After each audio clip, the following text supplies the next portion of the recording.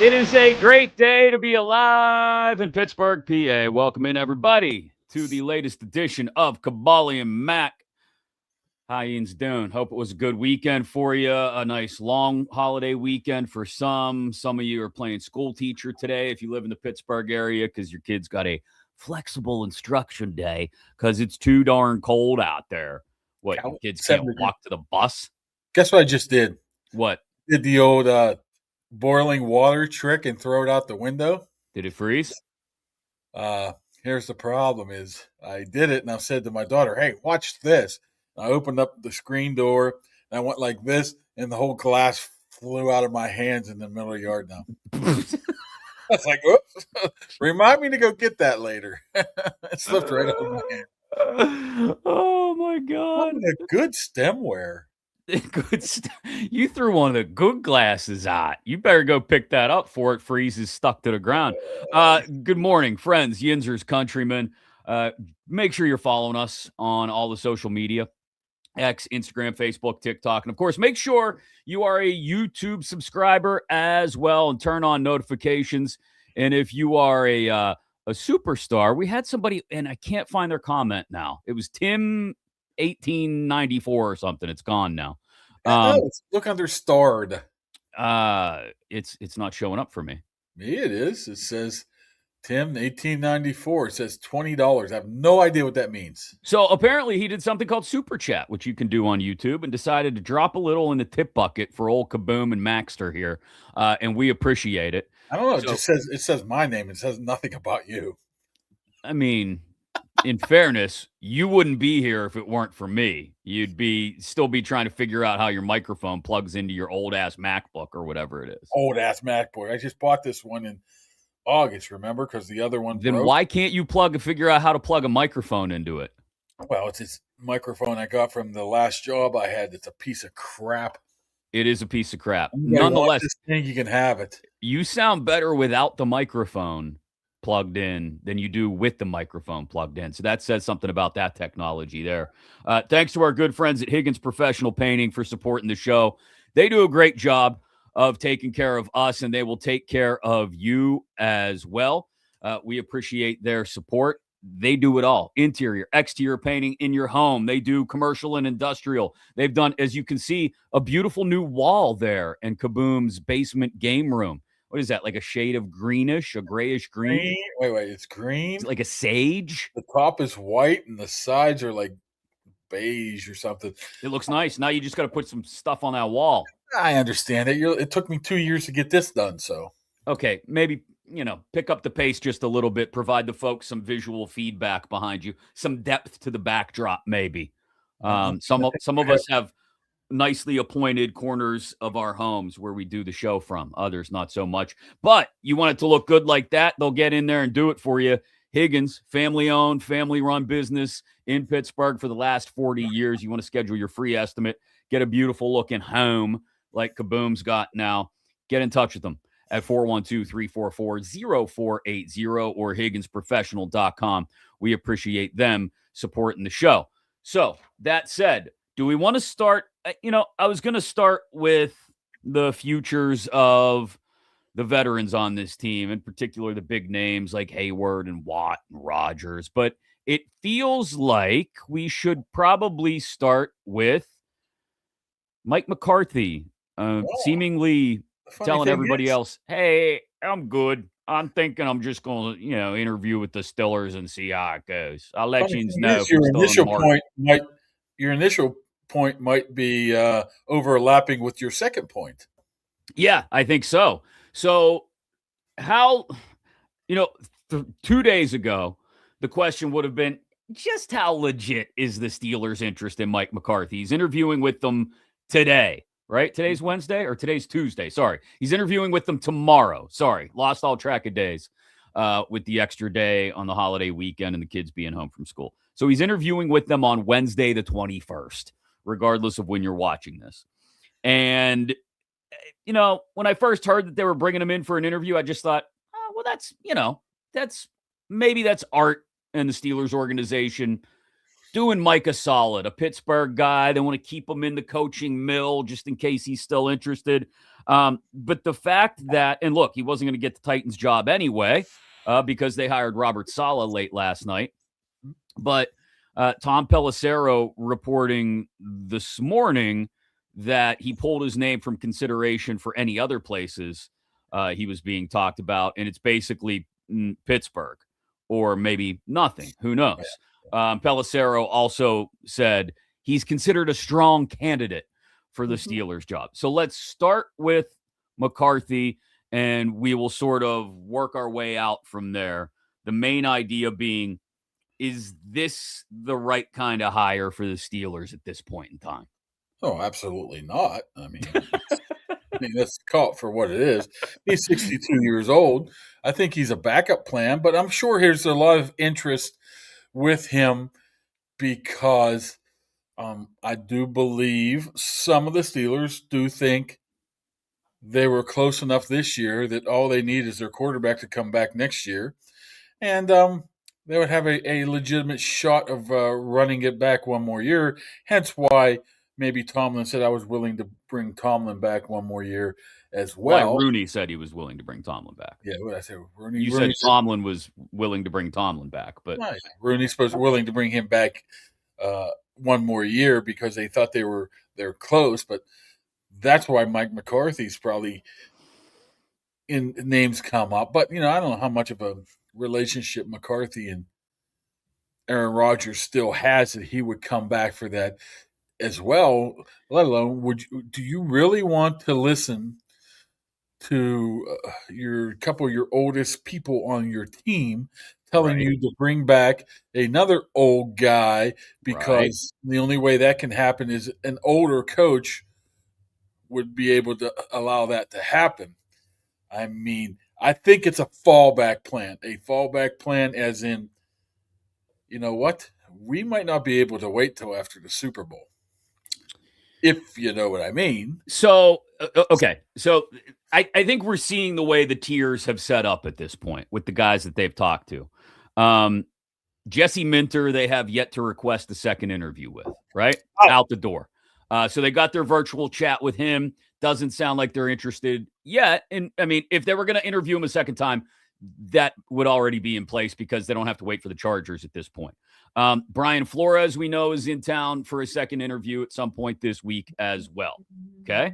Although, what have we heard about him? That maybe he might go back to Minnesota as a defensive coordinator. Why would you consider that? And why would you want to go back to Minnesota as a defensive coordinator when they didn't extend you when you had that opportunity?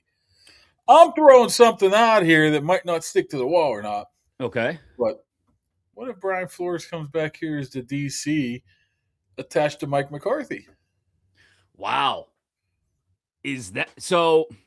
Do you think the rest of the league is that ice cold on Brian Flores that this is the only place where probably twofold?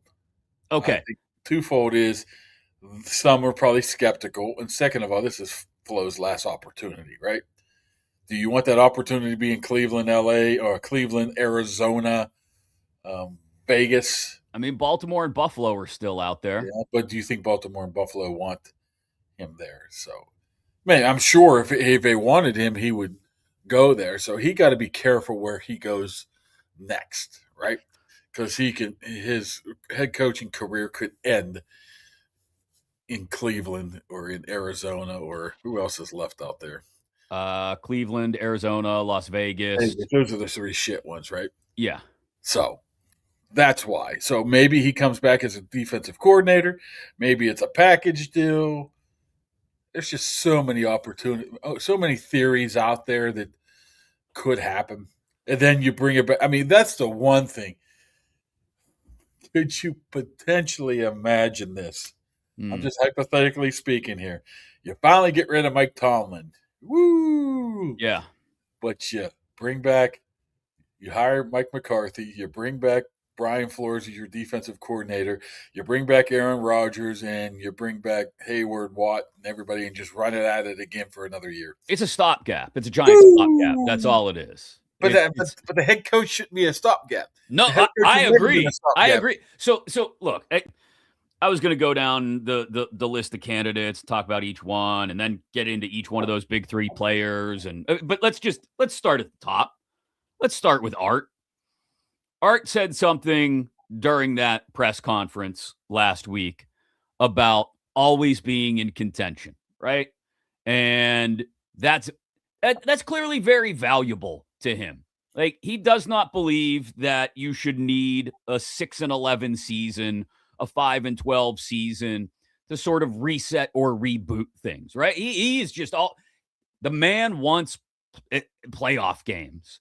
And this comes back around to why so many fans have been frustrated over the last 10 years, which just so happens to coincide really with Art Rooney II taking full control, is the standard has not remained the standard. The standard used to be, hey, we're going to compete for Super Bowls. That's what we do here. It's Pittsburgh.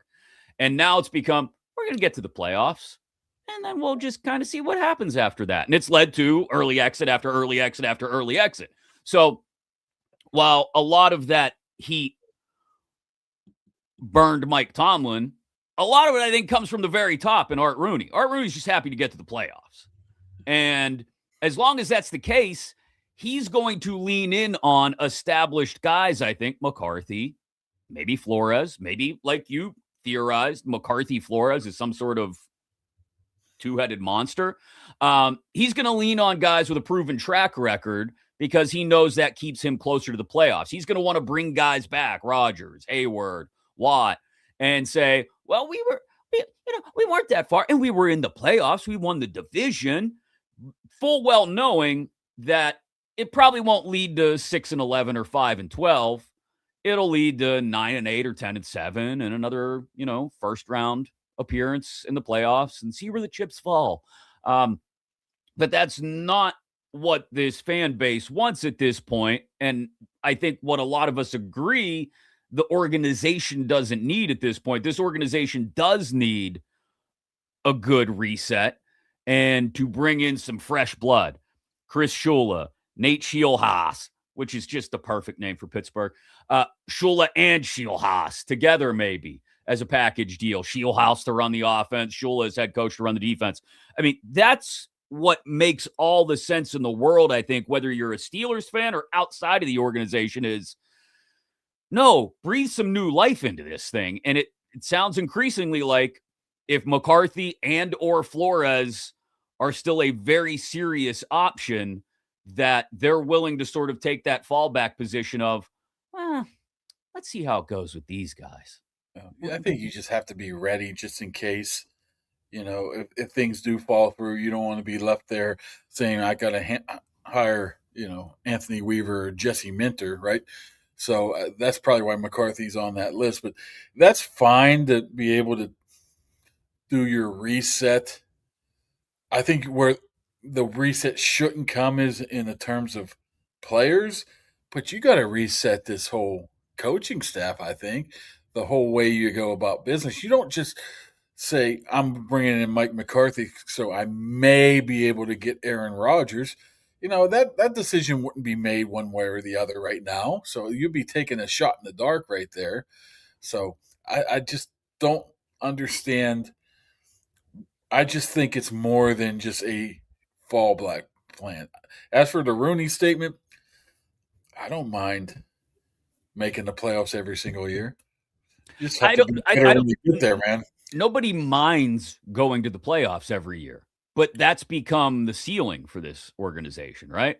Because I don't think they go in there and say, let's put together a team that can make the playoffs and just shit the bed. No, nobody does that. That's not anybody's goal, but they've put together an organization that has a very high floor and a very low ceiling. And you're kind of locked into minimal variance in outcomes. You're going to be, like we've said for the last 5 years, 9-8, 10-7. Maybe you'll win the division some years, like this year. Maybe you'll get a home playoff game, but you're never really good enough to move past that wild card round. Or maybe someday there's a playoff win mixed in there and you go to the division round. But it's not a team that's on the same level as like a conference championship, Super Bowl caliber team that we became accustomed to over the years. And so if you take a swing at Shula and or Scheelhaase, then you're saying, yeah, you know what? The floor might be a lot lower. These guys may walk in here and screw the pooch and we go 4-13. But you're also hoping that there's a much higher ceiling because they come from an organization and a system themselves that's proven to be that conference championship / Super Bowl level contender under Sean McVay. And yeah, you might go 4-13, but the variance is pretty high. And you might go 12-5, win the division, and roll your way to the conference championship or the Super Bowl. So that takes a little bit of, there's a lot more risk in that, right?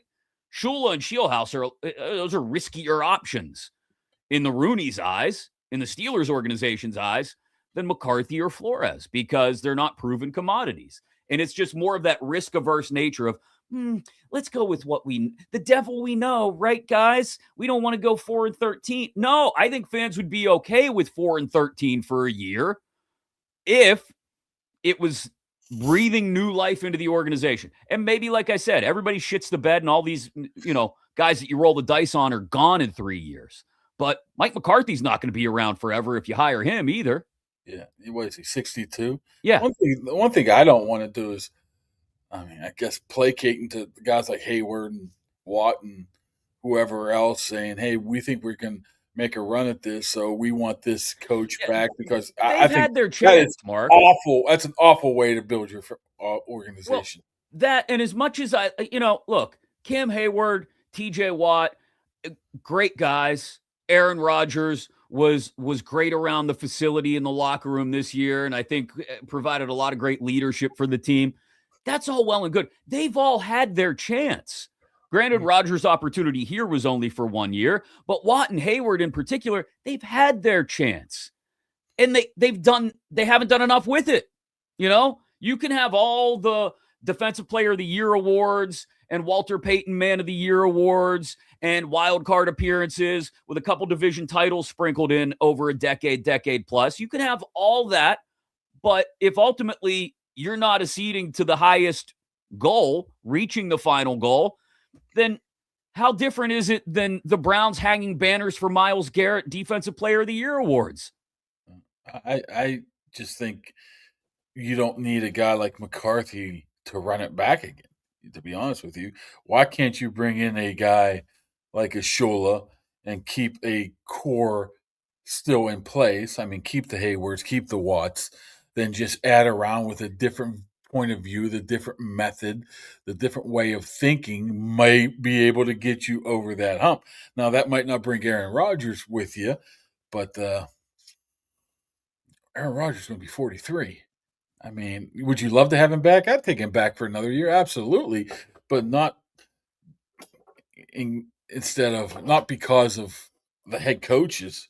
Well, look, all things being equal, when you consider the quarterbacks that are out there, whether it's guys in the rookie draft class or free agents or guys who may be available via trade, I guess Rodgers is, even at 42, going on 43 in 11 months, a better option than most of those guys. Mm-hmm. But all things being equal, that's not going to help you turn the corner. Like, if you're Chris Shula, or let's say for some reason it's Nate Scheelhaase who gets the job, right? Let's just play that avenue out. I would not think that's going to happen. But I would not either, but let's play that avenue out. You have a guy walking in there who's now got to deal with Heyward, Watt, maybe Ramsey is still around, Rodgers, a veteran group, right?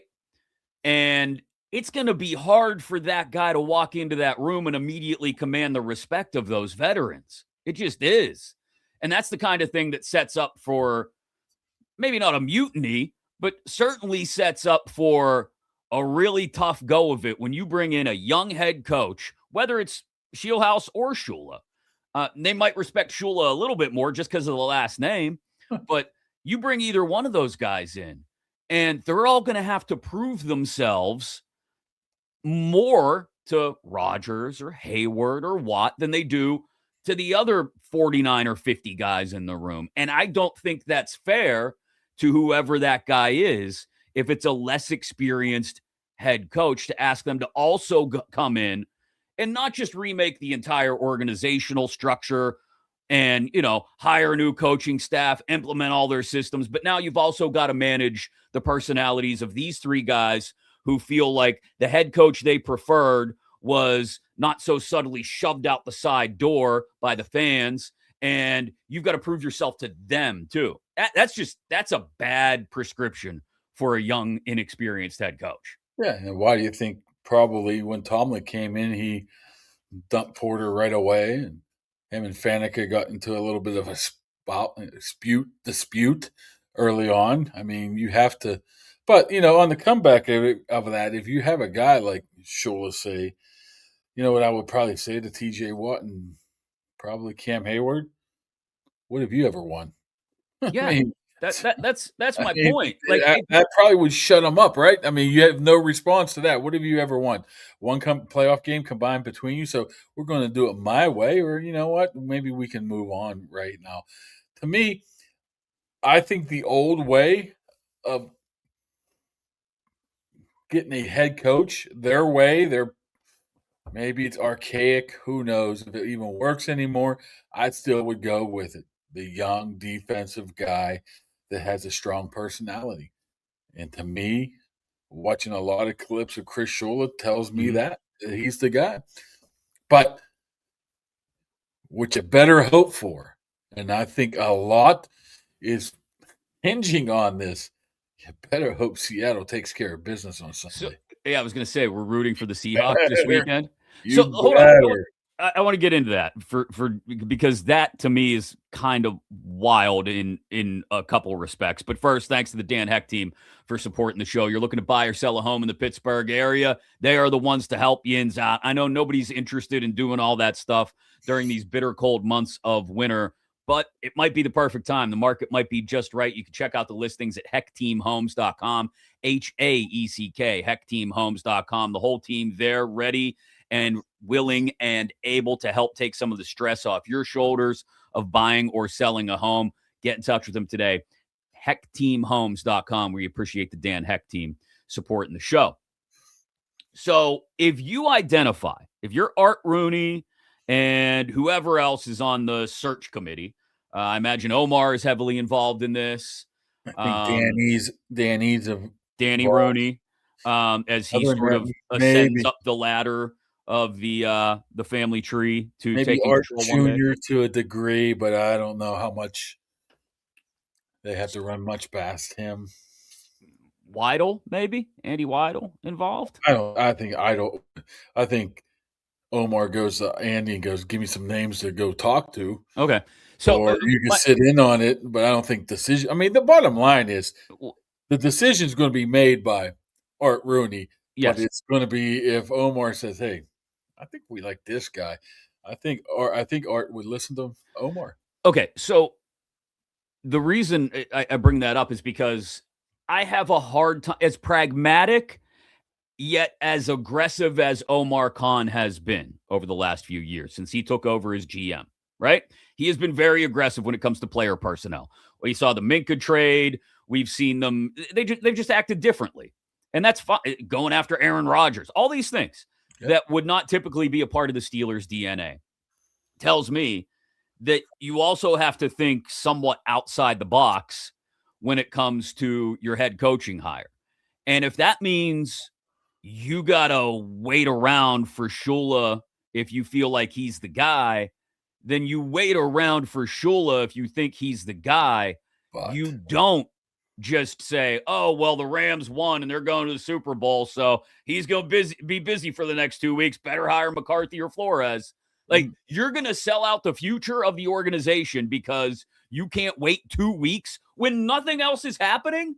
Nothing's going on during those 2 weeks. But the whole problem with that is you got very attractive jobs in Baltimore and Buffalo just right now, too.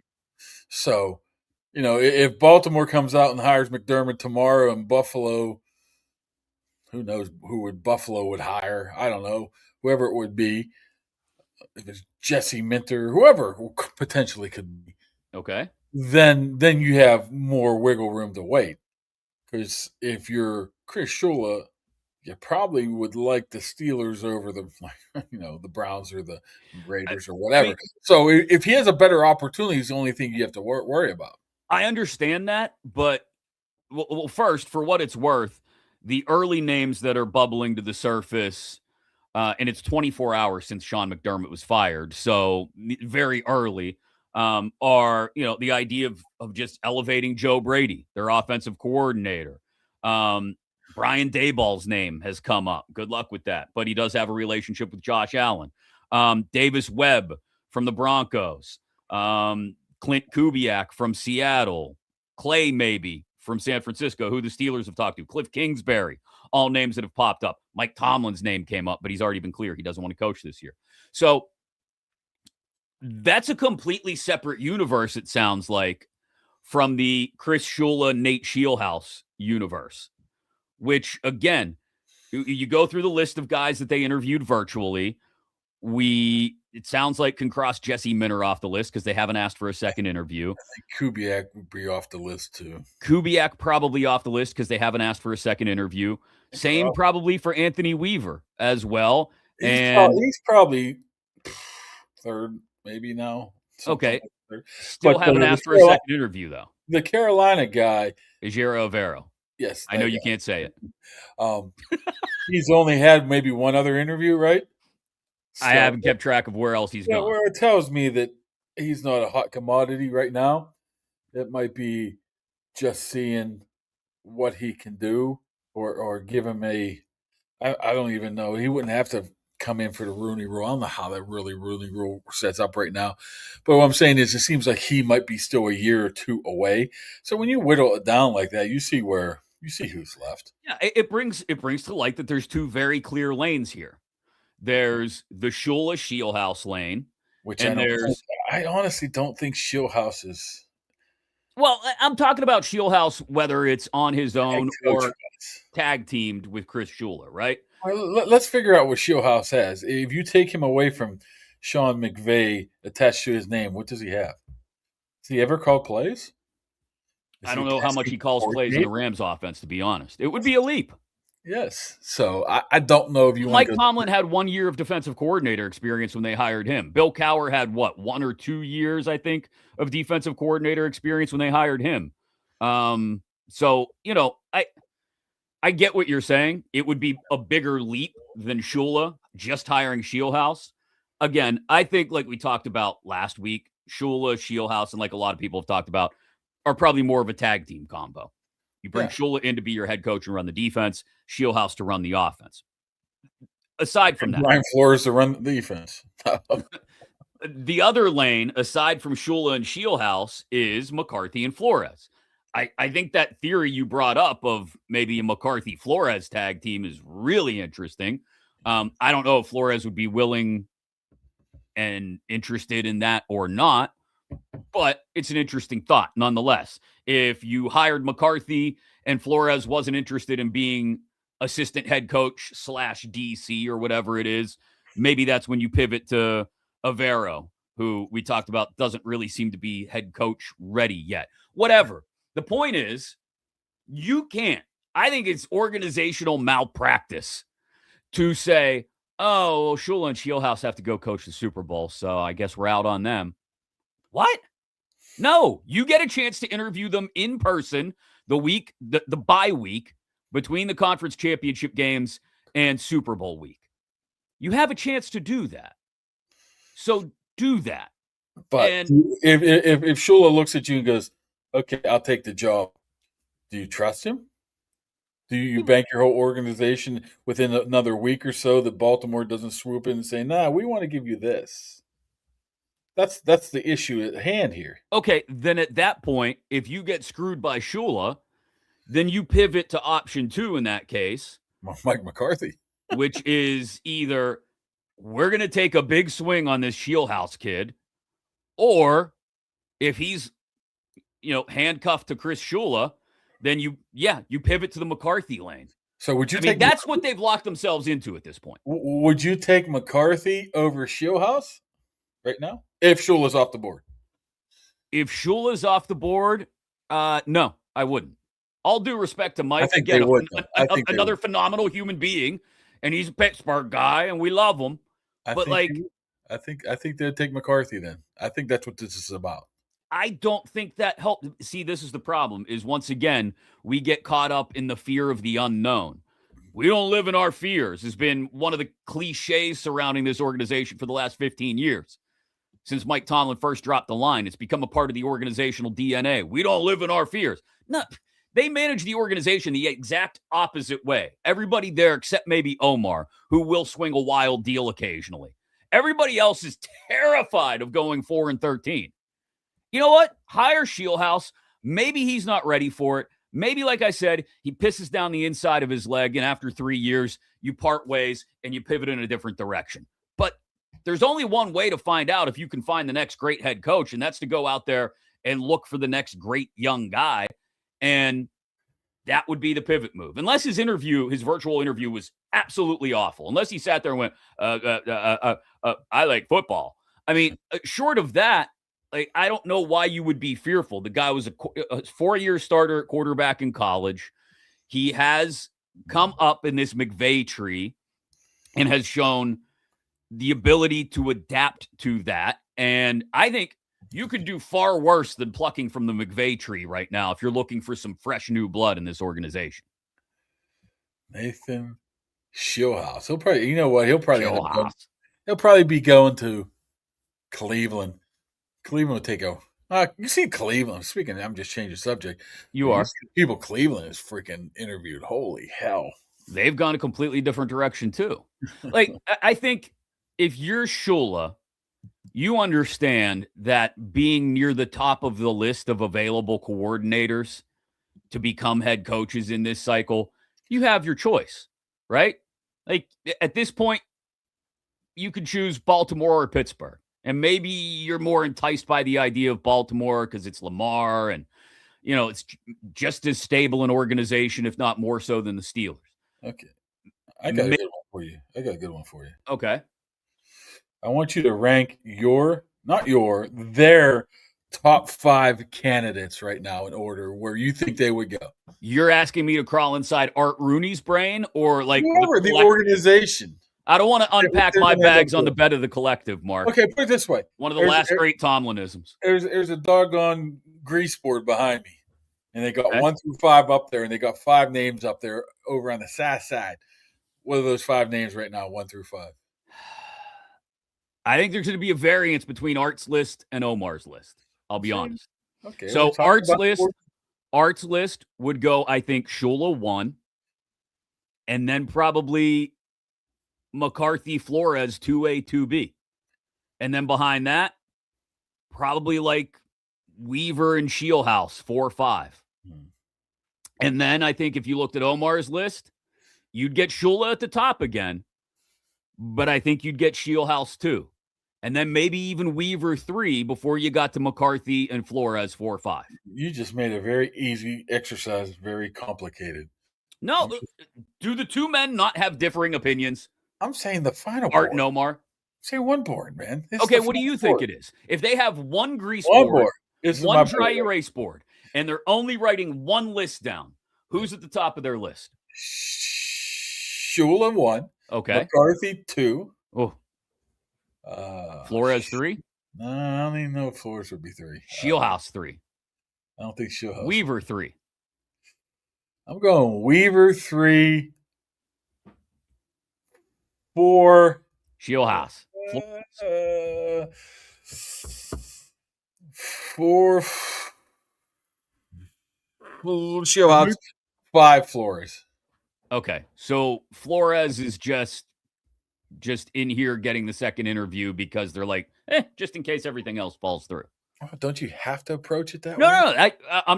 I'm not criticizing that decision if that's their thinking. I'm just saying that's the way you think it's going, right? So we agree that Shula is the top name, right? It should be. I think it should be. But I mean, everything you hear is, or I hear is, I mean, obviously McCarthy's in there. So you got such a a distinct difference between Shula and what Shula brings and what McCarthy brings. Yeah.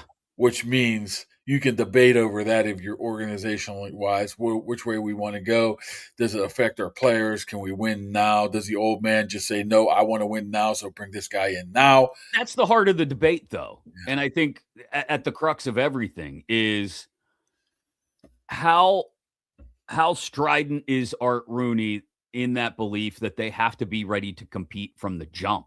And is that a deal breaker for him? And if he sits down and talks to Chris Shula, when and if they get a chance, if they do, again, like you said, Super Bowl may preclude that from happening right away. If he sits down and talks to Chris Shula and isn't convinced, like Chris Shula isn't going to walk in, I don't think, and say, well, we've got to tear the organizational structure down and build it back from the studs. I would think he's going to walk in like most candidates are and say, listen, it's Pittsburgh Steelers. It's a proud tradition, strong organization. We believe in what you have in place here. I believe I'm the man to guide it to the next level, though, right? Like, nobody's going to walk in and be like, Mr. Rooney, you need to clear out your office because I'm running the show here. Like, this isn't Harbaugh to the Giants. You know what I do think, though? I think, and Omar gets a lot of national criticism, but I think he's smart enough and savvy enough that even if Art, who was also ultimate decision maker, said, man, I want McCarthy, he might be able to talk him out of it. Hey, we really need to get into this train of thought. We need to go young or something like that. So even though Art, you're going to say he wants to win now, he wants to be in contention the whole time. They all do. But I honestly think Omar has that voice of reason, has his ear that he can. You ever talk, maybe your kid, he might want to do something. And I'm not saying Art Rooney's a kid, so don't read anything. Relax. Yeah, just go ahead with the analogy. and he wants to do something. You're like, hey, what about this? This seems like, suggestively sell. It's 5 degrees out. I don't really want to go outside and play catch with the football right now. Maybe we go upstairs and play some Madden, Yes, something like that. That's a big pivot for me all the time. Make it sound like it's his idea, too. Yeah. Yeah. So, that's the way I look at it. I'm not saying Art's not capable enough to do it, but I think Omar's smart enough, been around enough, knows how Art ticks that he could potentially get him to go which way he wants him without, how it is. You get what you want, but you pretend like they made the decision. Right. And I think that's why it's important, is why I differentiated between what I think their two lists look like. Like, I think Omar would much rather, he's not necessarily, nobody's looking to go 6-11, but like he would much rather take the swing, I think, at this point and see if it pays off and see if they break through rather than, all right, here we go. Old tried and true, same old Steelers. Not that he would say that or think that, but like it's in the back of everybody's head. If we go McCarthy and or Flores, it's kind of, let's just try to go 9-8, 10-7 again, and maybe we'll win the division and see what happens when we get in the playoffs. Like that is the difference between those two lanes that I described. McCarthy, Flores are the play it safe lane, and Shula, Scheelhaase are the let's take a swing lane.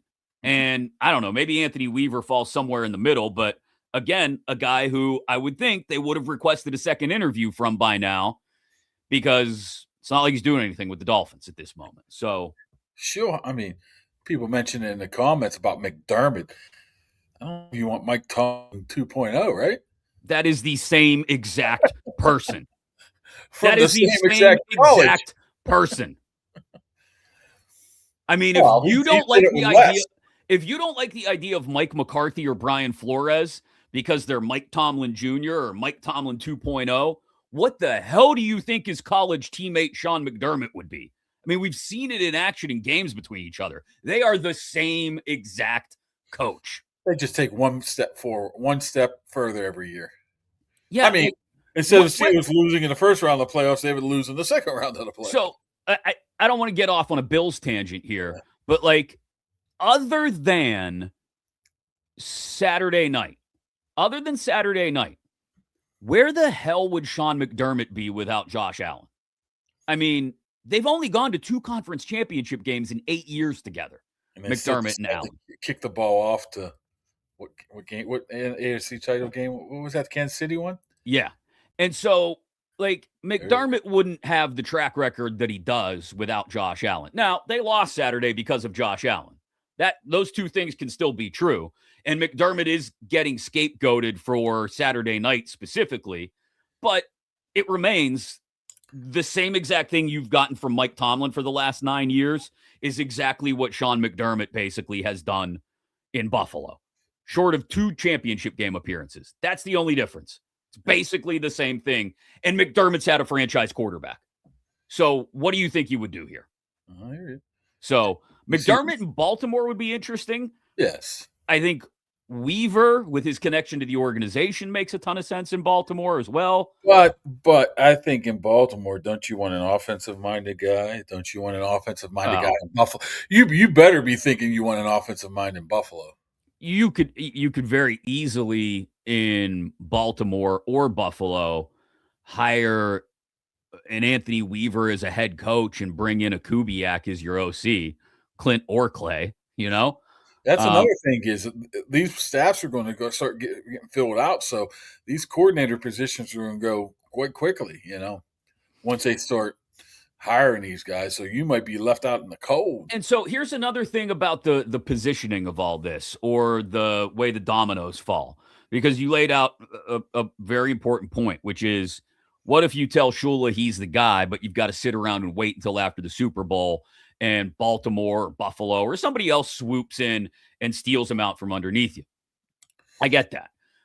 But it would seem to me that, at least in Baltimore's case, if they were interested in a lot of the same guys that you are, that they would be looking at you the same way and saying, we're going to move at a quicker pace here.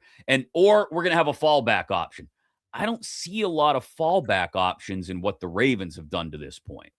So I don't know if that leads us to believe that they're all in on Shula or Weaver, and that if they don't get one of them, then maybe they would be more likely to kind of swoop in underneath you during the 2 weeks between the conference championships and the Super Bowl and steal one of those guys.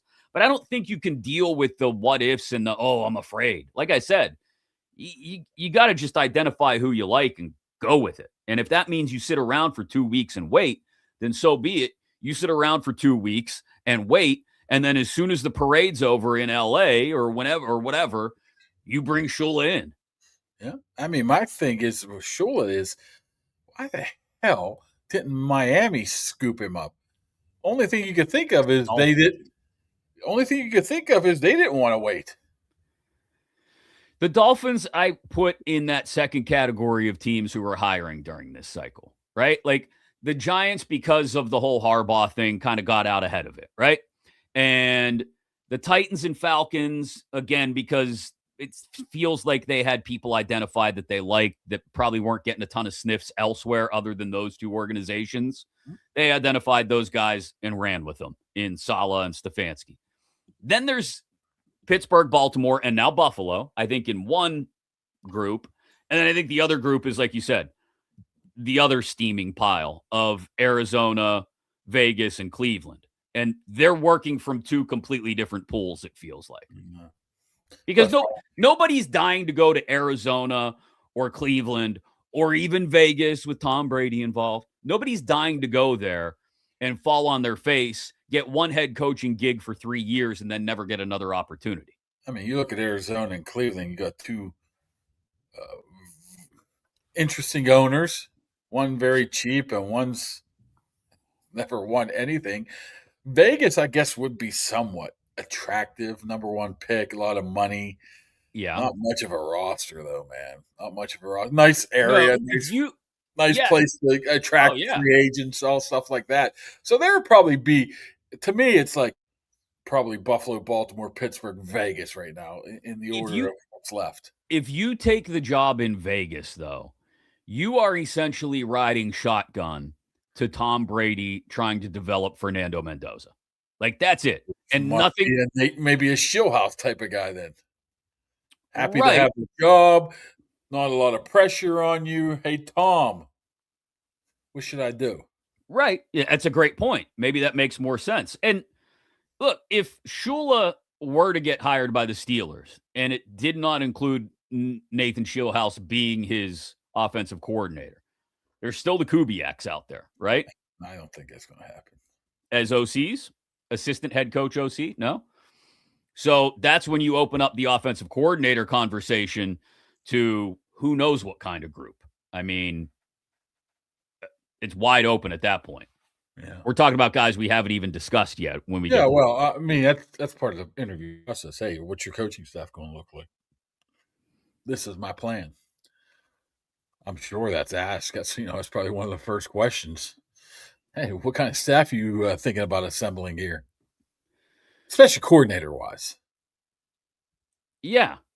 I mean, this is why I don't think you can jump at an instant and say, well, if the Rams win on Sunday, I guess we got to go with the other guys. No.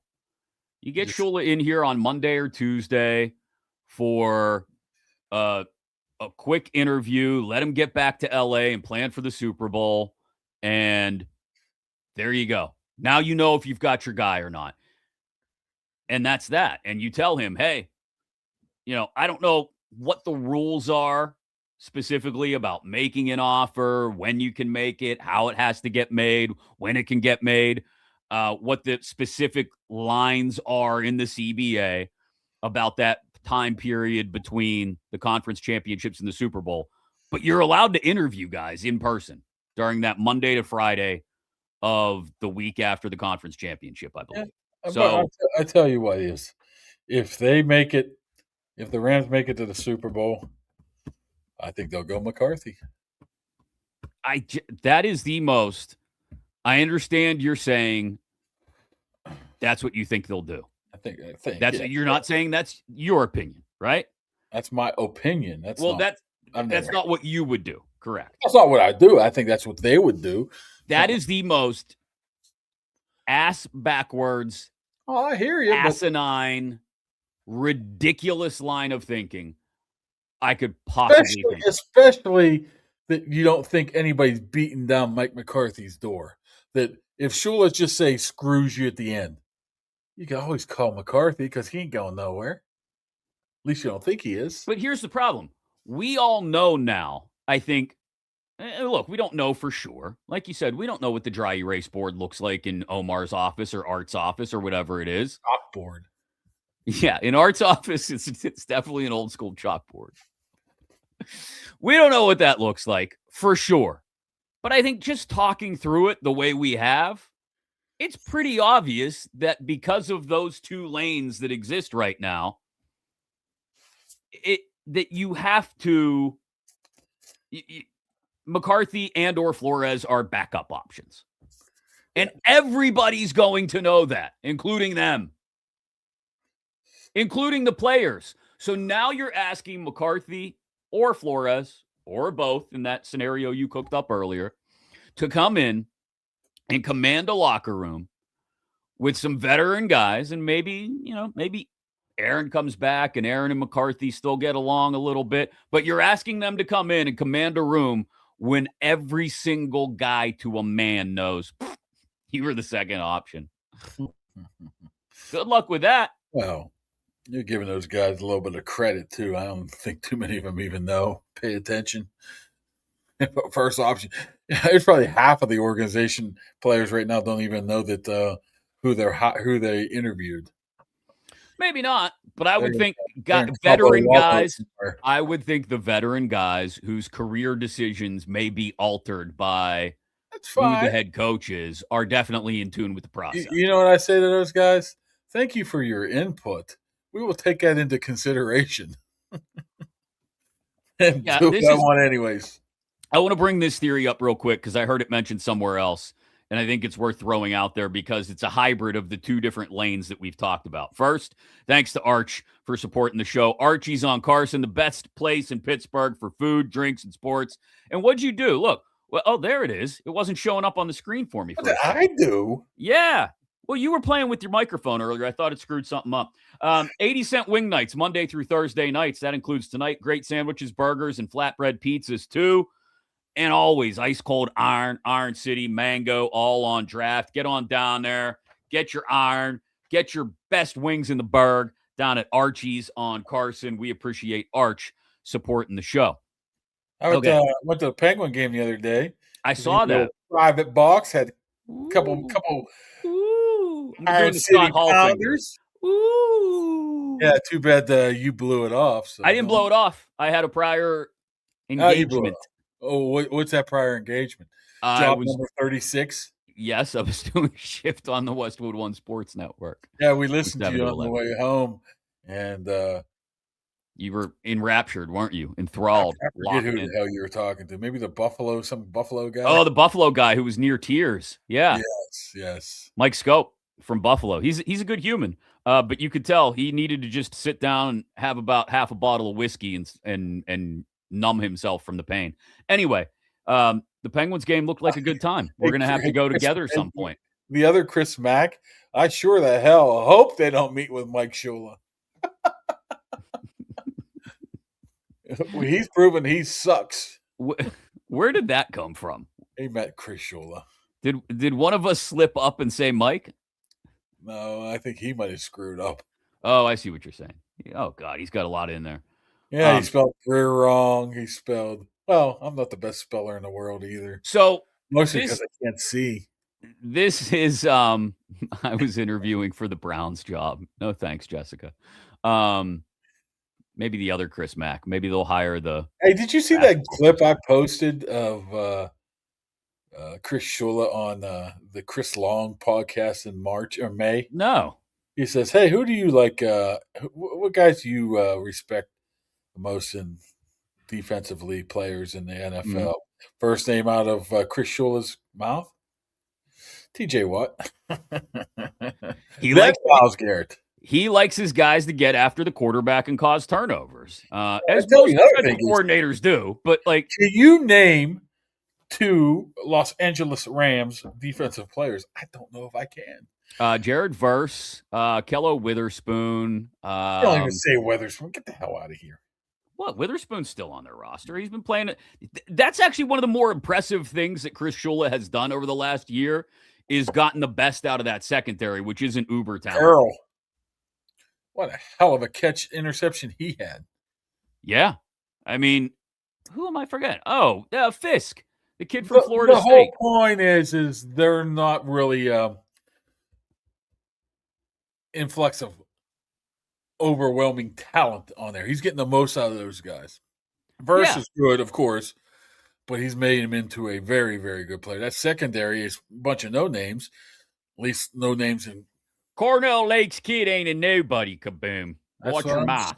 That's what I'm saying. Now, speaking of that, you remember when Cornell Lake left to watch his kid play high school, and he's never come back? He goes, yeah, I want to watch my kid play high school ball, and he's never come back. I remember when they moved him around in the secondary that one year, and he was still excellent. Let me ask you this one. If they hire Chris Shula and he says, I'm the D coordinator too, would you be like, okay, oh, hell yeah. Yeah, why not? That's why part of the reason you're bringing him in is what he's done with the Rams defense. Yes. Absolutely. He can have his fingerprints on, but is he the coordinator? I wouldn't have a problem with that. Huh? I mean, anyway, point being, he's done a great job with the Rams defense in the immediate aftermath of the Aaron Donald retirement a couple of years ago. He's built it back up very quickly, like you said, without a ton of elite level talent. Fisk and Verse obviously are top draft picks. Hey, and they were able to shut down that potent Bears run game the other night. Yep. Back to the theory I wanted to bring up real quick because I've heard other people mention it, and John Connect put it in the YouTube chat. Shula head coach, McCarthy as an offensive coordinator / assistant head coach, or maybe more likely, just kind of an senior offensive advisor, as it were, to whoever the coordinator is. Oh, have they ever had that position? No, but again, you got to think outside the box. You have a you can think outside the box. I'm not talking about outside the box. I'm talking about in the old pocketbook. Oh my God! I'm just being a realist. That's not I'm not saying you're being cheap, but that's not being a realist. That's being cheap.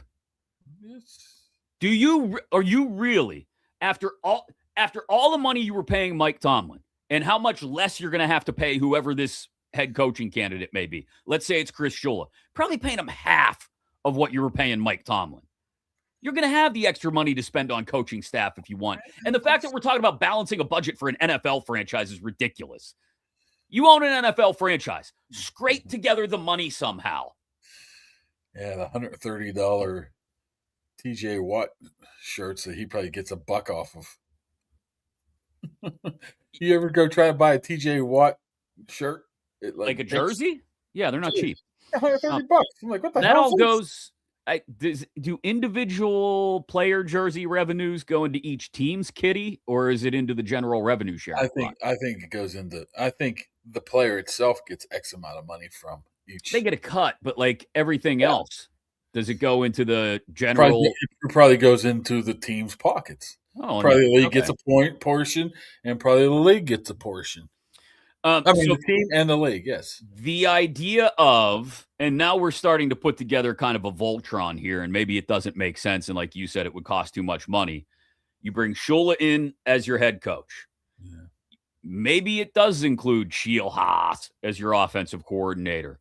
And maybe you've still got McCarthy in sort of maybe not an on-field position, obviously, but sort of a senior offensive advisor position. Think of like Tom Moore for the last 15 years of his career.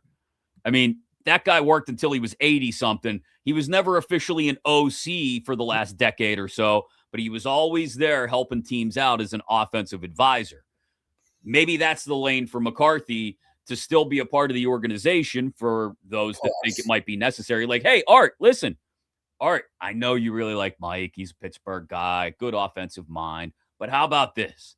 How about we got Shula, bring in Scheelhaase or whoever Shula wants as offensive coordinator. Mike's a senior offensive advisor. You know what I mean? He just sits in the offensive meetings and throws some ideas out, helps with game planning. Maybe that's a way to make everybody happy. Plus, you would think, my initial thought would be, why would Mike McCarthy of 20 years and 62 years old would want to take a position beneath a guy that's 30 years younger than him? And if Nate Scheelhaase is there, you'd be like, why would I do this? However, being a guy that's been around 20 years, a guy that's ingrained in the NFL as long as he has, that Shula name might mean something to Mike McCarthy and say, hey, I'll help your grandson out, if he was still alive, But you know what I'm saying? I think I would think you'd be more willing to help a Shula out and say, I'll take this job if you're a McCarthy rather than a Scheelhaase. Yeah, and I also think, you talked earlier about the perspective of Omar, who may have slightly different views on it than Art, right? Art's going to be, more conservative, probably want a more established guy. Omar's probably a little more willing to roll the dice, and Omar sort of convincing Art in his direction, but letting him feel like the decision is his. If you're looking to placate Art Rooney II to a certain extent, if you're Omar Khan, maybe the idea is, hey, I know you like Mike. Mike fits here well. We get it. But here's a way for him to be involved in the organization, and he's not necessarily head coach or offensive coordinator, but we get to pick his brain whenever we want to or need to. And I don't think for Mike McCarthy, that's a bad look. Like, I think it's, like I said, the Tom Moore lane. Tom Moore, who was an offensive coordinator for years in Pittsburgh under Chuck Noll. And then later in life, worked for Tony Dungy. And then along the way, just sort of slowly became a more senior assistant wherever he went and was just there for guys to, pick his brain, talk to him about different concepts. I mean, that's, I think, a great lane for Mike McCarthy to enter because he's 62 and the head coaching game isn't getting any younger. Let's just go to the comments here for a second, and they're keeping us up to date with all the experts are saying, right? Okay. So far, Pelissero says he's a strong candidate. Yep. According to Justine, says Connor Hughes says he's getting the job, but Albert Breer says he's just coming in for a consultation. You know what this tells me? Nobody freaking knows. But you're pretending like you know. Nobody knows shit, as you would Nobody say. knows. I mean, just Maybe. because Connor, I know Connor pretty well too. Just because Aaron Rodgers told you, hey, wherever Mike McCarthy goes, I'm going to go. I mean, great. Now let's have some But realistic but thoughts about this. McCarthy's but again, according to what Pelissero said this morning, I'm saying, how many and different again, people will say maybe different nobody knows things? anything, but I would take it that Pelissero probably got his information from someone close to McCarthy, his agent, if he's willing to boldly declare that McCarthy's pulled his name from consideration anywhere else other than Pittsburgh. You pull your name from consideration when you know you're not getting a job. Come on. Okay, so the point remains the same. McCarthy's only avenue left is Pittsburgh. Okay? So No. I think for those that are saying, McCarthy's been getting head coach interviews, he's not going to want to be some sort of senior offensive assistant. Daniel, I think if Mike McCarthy wants to be involved at the NFL level next year, aside from hits on Pat's show, like that's the easiest way to get back in. Become a senior offensive assistant for the Steelers because they want to get younger, but they still want to have your expertise around.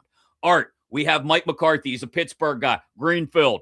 You could pick his brain about any offensive structure or scheme you want if you're Nate Scheelhaase or Chris Shula. But we got to get younger. We got to breathe new, fresh life into this thing. And then, like I said, everybody's happy. McCarthy gets a gig in his hometown. Rooney gets an experienced guy on the coaching staff. Omar gets a fresh blood in Shula and or Scheelhaase. If you want to keep Rodgers around, he's still got McCarthy there to talk to. If you want to placate the veterans, you've still got guys like McCarthy around for Heyward or what. If you don't care about the veterans, so what? So be it. Shula says, hey, thanks for your service. See you, bye. But you keep all your avenues open. But what you just laid out there reminds me of something like Haley's Comet. Everything has to line up every 76 years for it to happen or whatever the hell it is.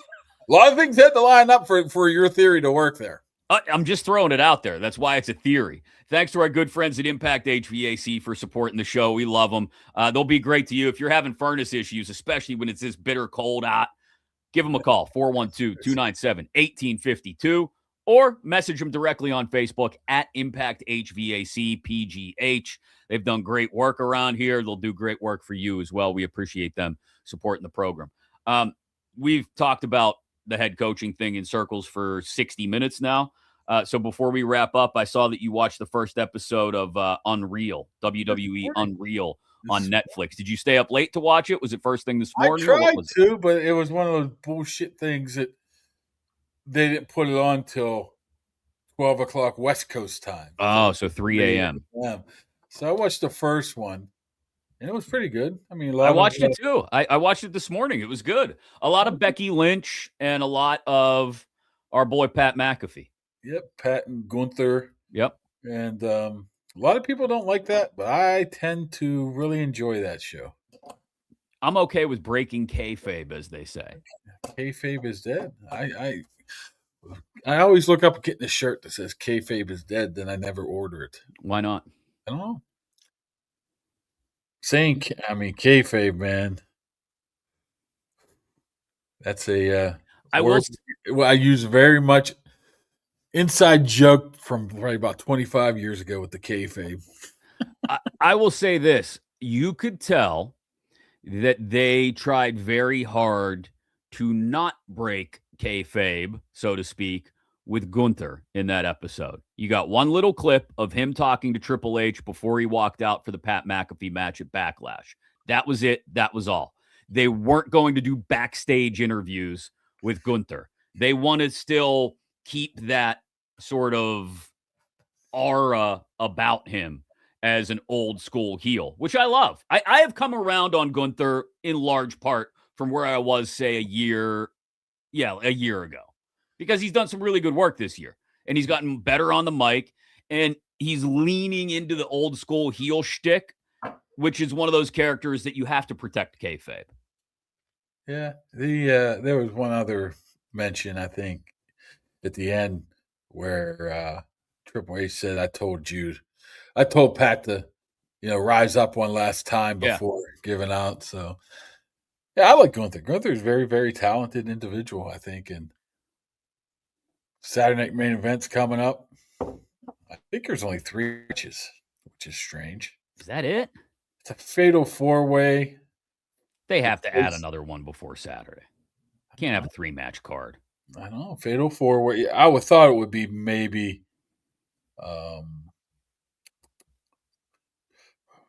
Natalia and Natalia and Maxine? Yeah, after what happened the other day. So I don't know. I think they might only say 3 because you got the fatal 4-way is going to last a while. Yeah. Then you have the tag match. Then you have Jacob Fatu and Cody Rhodes in a grudge match, which is a fancy way of saying, we just want those guys to wrestle. We just want those guys to wrestle. You just want those guys to wrestle without anything really on the line at all. Hold on. There's one. Isn't there one other match? That's it. You got the tag team between Rhea and Io. Good job.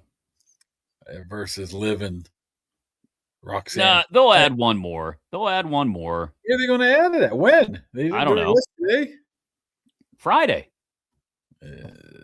I already looked into it. Nobody's responding to me, so maybe they will. Okay, so because it's hard to write a prediction story without all the freaking people on the card. Well, just write the 3 that you have. I did. I'm just waiting to see if there was a 4th one, and nobody will tell me. So you whine more about. I want to send the damn thing in, but I don't want to send it in incomplete. All right. Let's do this again. How's Friday sound for you? You're available. You don't have anything else going on. There might be something Friday. Let me see. There's nothing Friday. Come on. What are you doing? Just making sure here. I don't know what the hell's going on in my life right now. It's whatever.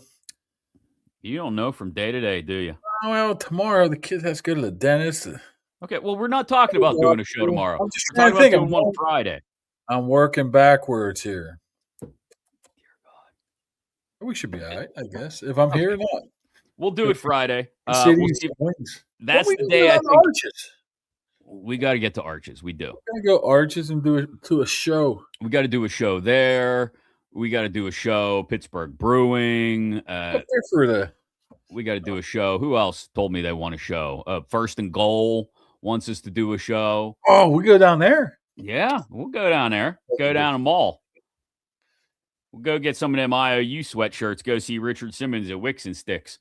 Wrong mall. Yeah, I know. That one's just a pile of rubble now.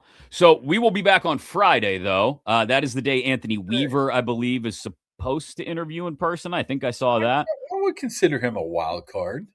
That's a definite wild card. Like, if nobody can, if the Omar side and the Art side can't agree, that may be like the guy that just bubbles up through the surface and they go, okay, yeah, sure. If it comes to another Art not agreeing, guess who gets the nod? The Art guy. Yeah, the Art guy. All right. We'll keep you up to date. Follow everything on social media at Kaboly+Mack. Make sure you're subscribed on YouTube and turning on the notifications as well. We'll talk to you again later in the week about everything going on in the Steelers coaching search and what should be an interesting offseason. Come on, Carol, wake up. She's sleeping in. That's why it's on YouTube, too. That's right. It's why you watch it later. All right. Thanks again. See you later.